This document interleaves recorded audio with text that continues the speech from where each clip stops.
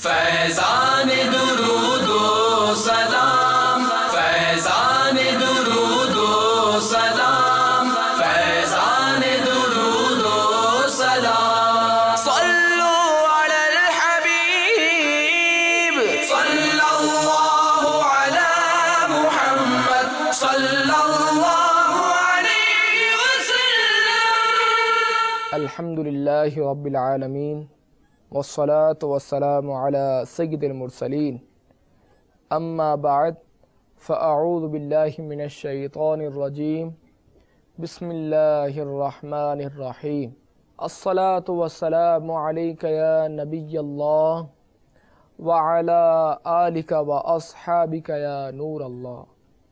شہنشاہ خوش خصال، پائے کرے حسن و جمال، دافع رنج و ملال، صاحب جود و نوال، رسول بے مثال، بی بی آمنہ کے لال، صلی اللہ تعالی علیہ وآلہ وسلم کا فرمان با کمال ہے. اذا نسیتم شیئا فصلوا علی تذکرہ انشاءاللہ. جب تم کسی چیز کو بھول جاؤ تو مجھ پر درود پاک پڑھو، وہ چیز انشاءاللہ عز و جل تمہیں یاد آ جائے گی. صلو علی الحبیب صلی اللہ تعالی علی محمد. میرے مدنی چینل کے ناظرین، بیان کردہ حدیث پاک سے معلوم ہوا کہ درود پاک ایسا بہترین وظیفہ ہے کہ اس کی برکت سے بھولی ہوئی چیزیں یاد آ جاتی ہیں. ہمیں بھی حضور پاک صاحب لولاک سیاح افلاک صلی اللہ تعالی علیہ وآلہ وسلم کی ذات طیبہ پر زیادہ سے زیادہ درود پاک پڑھنے کی عادت بنا لینی چاہیے. اس کا فائدہ یہ ہوگا کہ اگر کسی کو نسیان یعنی بھولنے کا مرض ہے تو انشاءاللہ عز و جل درود پاک کی برکت سے دور ہو جائے گا. جیسا کہ دعوت اسلامی کے اشاعتی ادارے مکتبۃ المدینہ کی مطبوعہ 419 صفحات پر مشتمل کتاب مدنی پنسورہ کے صفحہ 169 پر ہے. اگر کسی شخص کو نسیان یعنی بھول جانے کی بیماری ہو تو وہ مغرب کے بعد اللہم صلی وسلم وبارک علی سیدنا محمد النبی الکامل وعلی آلہ کما لا نہایت لکمالک وعدد کمالہ، اس درود پاک کو کثرت سے پڑھے، انشاءاللہ عز و جل حافظہ قوی ہو جائے گا. سبحان اللہ عز و جل. درود پاک کی کس قدر برکتیں ہیں کہ اس سے حافظہ قوی ہونے کے ساتھ ساتھ دنیا و آخرت کی ڈھیروں بھلائیاں بھی حاصل ہوتی ہیں. وہ اسلامی بھائی جو دینی یا دنیاوی کسی بھی شعبے سے منسلک ہیں، چاہے اساتذہ ہوں یا طلباء، اگر انہیں کمزوری حافظہ کی شکایت ہے تو وہ خلوص و محبت کے ساتھ سرکار نامدار دو عالم کے مالک و مختار شہنشاہ ابرار صلی اللہ تعالی علیہ وآلہ وسلم پر درود پاک پڑھنے کو روز و شب کا وظیفہ بنا لیں. انشاءاللہ عز و جل ڈھیروں فوائد کے ساتھ ساتھ ان کی یادداشت میں بھی اضافہ ہوگا. بلا شبہ اسباغ یاد کرنے میں حافظہ بنیادی اہمیت رکھتا ہے، بلکہ اس کی کمزوری کو علم کے لیے آفت قرار دیا گیا ہے. چنانچہ مشہور ہے آفت العلم النسیان، یعنی بھول جانا علم کے لیے آفت ہے. لہٰذا ہمیں چاہیے کہ ہم اپنی قوت حافظہ کو مضبوط سے مضبوط تر کرنے کی کوشش کریں. اس ضمن میں درج ذیل امور پیش نظر رکھنا بے حد ضروری ہے. سب سے پہلے اللہ تبارک و تعالیٰ کی بارگاہ میں اپنے حافظے کی مضبوطی کے لیے دعا کریں کہ دعا مومن کا ہتھیار ہے. یہ دعا اس طرح بھی کی جا سکتی ہے: بسم اللہ الرحمن الرحیم پڑھ کر رب عز و جل کی حمد بیان کرنے اور رحمت عالم نور مجسم شاہ بنی آدم صلی اللہ تعالی علیہ وآلہ وسلم پر درود پاک پڑھنے کے بعد یوں عرض کرے: اے میرے مالک و مولا عز و جل، تیرا عاجز بندہ تیری بارگاہ میں حاضر ہے. یا اللہ عز و جل، میں تیرے دین کا علم حاصل کرنا چاہتا ہوں، لیکن میری یادداشت میرا ساتھ نہیں دیتی. اے ہر شے پر قادر رب عز و جل تو اپنی قدرت کاملہ سے میرے کمزور حافظے کو قوی فرما دے اور مجھے بھول جانے کی بیماری سے نجات دے دے، آمین۔ اگر ہو سکے تو ہر وقت باوضو رہنے کی کوشش کریں۔ اس کا ایک فائدہ تو یہ ہوگا کہ ہمیں سنت پر عمل کا ثواب ملے گا، جبکہ دوسرا فائدہ یہ حاصل ہوگا کہ ہمیں خود اعتمادی کی دولت نصیب ہوگی اور احساس کمتری ہمیں چھونے بھی نہ پائے گی، جو کہ حافظے کے لیے شدید نقصان دہ ہے۔ اپنی صحت کا خاص خیال رکھیں، کہیں ایسا نہ ہو کہ ہر وقت پڑھتے رہنے کی بنا پر اتنے کمزور ہو جائیں کہ ادھر ذرا سی ہوا سر چلی تو ادھر زکام اور بخار نے آن گھیرا، اور نہ ہی اتنا وزن بڑھا لیں کہ نیند اور سستی سے دامن چھڑانا دشوار ہو جائے۔ اس کے علاوہ کھانے پینے میں بھی احتیاط ضروری ہے کہ چکنائی والی، کھٹی اور بلغم پیدا کرنے والی اشیاء سے دور رہیں کہ یہ حافظے کو شدید نقصان پہنچاتی ہیں۔ بلغم کے علاج کے لیے موسم کی مناسبت سے روزانہ یا وقفے سے مٹھی بھر کشمش کھانا بے حد مفید ہے، جیسا کہ امیر اہل سنت بانی دعوت اسلامی حضرت مولانا محمد الیاس عطار قادری دامت برکاتہم العالیہ فرماتے ہیں کہ بلغم اور زکام کے علاج کے سلسلے میں جو فائدہ کشمش نے دیا کسی دوا نے بھی نہیں دیا۔ فضول گفتگو سے پرہیز کرتے ہوئے زبان کا قفل مدینہ لگائیں۔ اس کا فائدہ یہ ہوگا کہ زبان جتنی کم استعمال ہوگی، ذہن کی توانائی اتنی زیادہ محفوظ رہے گی، اور یہ توانائی سبق یاد کرنے کے وقت ہمارے کام آئے گی۔ نگاہیں نیچی رکھنے کی سنت پر عمل کرتے ہوئے آنکھوں کا قفل مدینہ لگائیں۔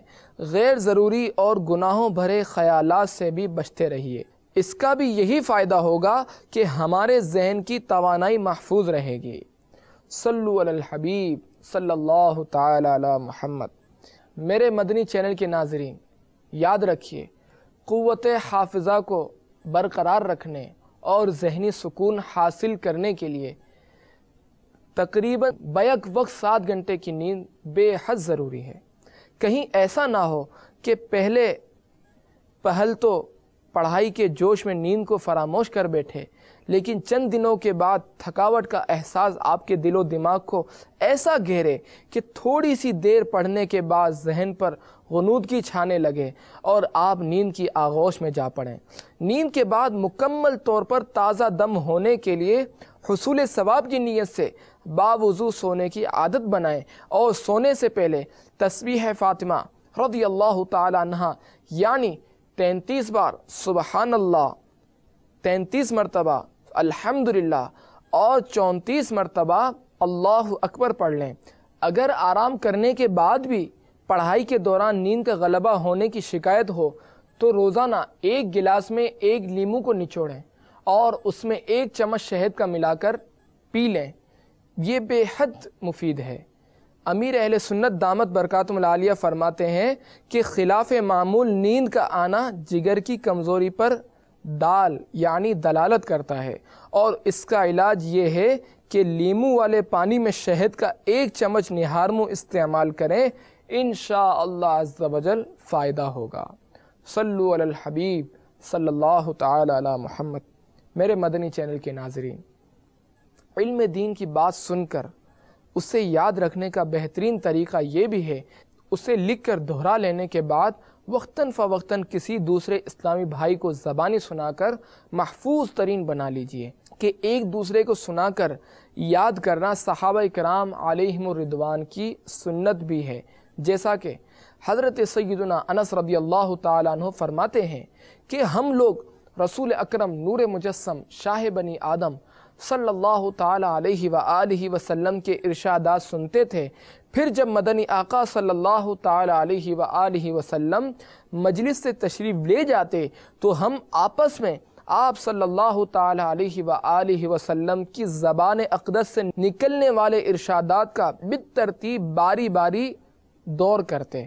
جب ہم وہاں سے اٹھتے تو حدیثیں ہمیں اس طرح یاد ہوتی گویا ہمارے دلوں میں بو دی گئی ہیں۔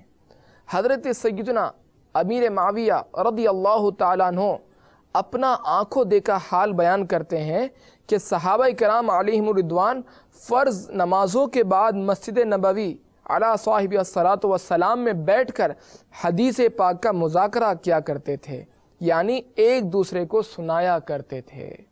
صلو علی الحبیب صلی اللہ تعالی علی محمد۔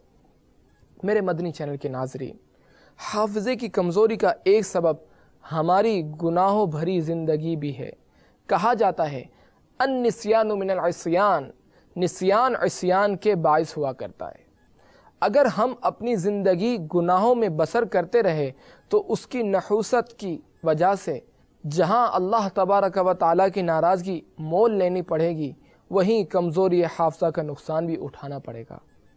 لہٰذا زندگی کو غنیمت جانتے ہوئے جلد ہی گناہوں بھری زندگی سے توبہ کیجیے اور ذکر و درود کی کثرت سے رب کو راضی کر لیجیے، انشاءاللہ عز و جل ضرور کرم ہوگا۔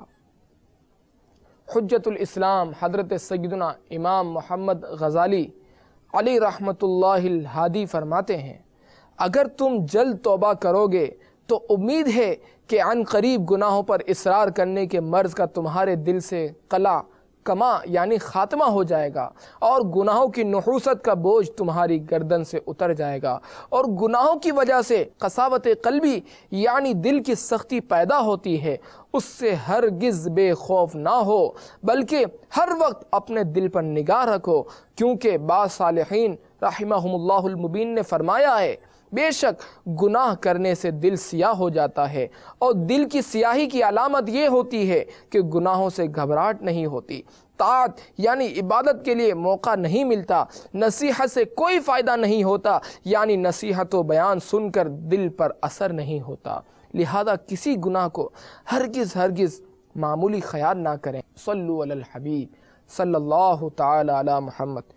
اعلی حضرت امام اہل سنت مجدد دین و ملت مولانا شاہ امام احمد رضا خان علیہ رحمت الرحمن فتاوی رضویہ جلد 26 صفحہ 605 پر ہمارے لیے نسیان سے محفوظ رہنے کا مجرب عمل ارشاد فرماتے ہیں۔ دفع نسیان کے لیے 17 بار سورہ علم نشرہ ہر شب سوتے وقت پڑھ کر سینے پر دم کرنا، اور صبح 17 بار پانی پر دم کر کے قدر پانی پینا، اور چینی کی رکابی پلیٹ پر یہ حرف الف ہا غا میم فا شین ذا لکھ کر پلانا نافع یعنی فائدہ مند ہے، اور 40 روز سفید چینی پر مشک و زعفران و گلاب سے لکھ کر آب تازہ سے محو دھو کر پیے۔ پھر تسمیہ یعنی بسم اللہ الرحمن الرحیم پڑھنے کے بعد فسہل یا الہی کل صعب بحرمت سید الابرار ساحل یا محی الدین عجب یا جبرائیل بحق یا بدوح پڑھیں۔ میرے مدنی چینل کے ناظرین، غور فرمائیے کہ قوت حافظہ کو بڑھانے کا مذکورہ طریقہ تو اعلیٰ حضرت نے بطور خاص ہم عصیاں کے مریضوں کے لیے تجویز فرمایا ہے، کیونکہ خود ان کے قوت حافظہ کا تو یہ عالم تھا کہ بڑے بڑے عقلاء آپ کے حافظے کا لوہا مانتے تھے۔ چنانچہ حضرت ابو حامد سید محمد محدث کچھوچوی علی رحمۃ اللہ القوی فرماتے ہیں کہ تکمیل جواب کے لیے جزئیات فقہ کی تلاش میں جو لوگ تھک جاتے وہ اعلیٰ حضرت رحمۃ اللہ تعالی علیہ کی خدمت میں عرض کرتے اور حوالہ جات طلب کرتے، تو یادداشت کی بنیاد پر اسی وقت آپ فرما دیتے کہ رد المحتار جلد فلاں کے فلاں صفحہ پر فلاں سطر میں ان الفاظ کے ساتھ جزئیہ موجود ہے، در مختار کے فلاں صفحے پر فلاں سطر میں عبارت یہ ہے، عالمگیری میں بقید جلد و صفحہ و سطر یہ الفاظ موجود ہیں، ہندیہ میں، خیریہ میں، مبسوط میں ایک ایک کتاب فقہ کی اصل عبارت ماں صفحہ و سطر بتا دیتے، اور جب کتابوں میں دیکھا جاتا تو وہی صفحہ و سطر و عبارت پاتے جو زبان اعلیٰ حضرت رحمۃ اللہ تعالی علیہ نے فرمایا تھا۔ اس کو ہم زیادہ سے زیادہ یہی کہہ سکتے ہیں کہ خدا داد قوت حافظہ سے 1400 سال کی کتابیں حفظ تھیں۔ حضرت جناب سید ایوب علی صاحب رحمۃ اللہ تعالی علیہ کا بیان ہے کہ ایک روز اعلیٰ حضرت رحمۃ اللہ تعالی علیہ نے ارشاد فرمایا کہ بعض ناواقف حضرات میرے نام کے آگے حافظ لکھ دیا کرتے تھے، حالانکہ میں اس لقب کا اہل نہیں ہوں۔ سید ایوب علی صاحب رحمۃ اللہ تعالی علیہ فرماتے ہیں کہ اعلیٰ حضرت رحمۃ اللہ تعالی علیہ نے اسی روز سے دور شروع کر دیا جس کا وقت غالباً عشاء کا وضو فرمانے کے بعد سے جماعت قائم ہونے تک مخصوص تھا۔ روزانہ ایک پارہ یاد فرما لیا کرتے تھے، یہاں تک کہ 30ویں روز 30واں پارہ یاد فرما لیا۔ ایک موقع پر فرمایا کہ میں نے کلام پاک بالترتیب بکوشش یاد کر لیا، اور یہ اس لیے کہ ان بندگان خدا کا جو میرے نام کے آگے حافظ لکھ دیا کرتے ہیں کہنا غلط ثابت نہ ہو۔ سبحان اللہ سبحان اللہ۔ علم کا چشمہ ہوا ہے معجزاً تحریر میں، علم کا چشمہ ہوا ہے معجزاً تحریر میں، جب قلم تو نے اٹھایا اے امام احمد رضا، حشر تک جاری رہے گا فیض مرشد آپ کا، فیض کا دریا بہایا اے امام احمد رضا۔ صلو علی الحبیب صلی اللہ تعالی علی محمد۔ اے ہمارے پیارے پیارے اللہ عز و جل ہمیں حضور جان عالم صلی اللہ تعالی علیہ وآلہ وسلم پر کثرت سے درود پاک پڑھنے کی توفیق عطا فرما، اور درود پاک کی برکت سے ہمیں قوت حافظہ کی دولت سے مالا مال فرما، آمین بجاہ النبی الامین صلی اللہ تعالی علیہ وآلہ وسلم۔ فیضان درود و سلام